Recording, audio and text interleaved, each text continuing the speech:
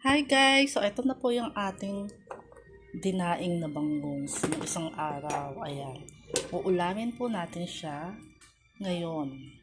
Ayan, magpiprito na po tayo. Nagpabili lang po ako ng mantika dahil naubusan na po. Ayan, diba ang sarap? Oh.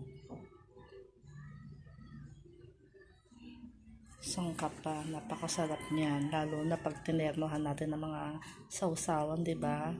Depende sa sausawan kung suka. Meron nga po pala akong ginawang suka. Kami pala may ginawa po palang suka.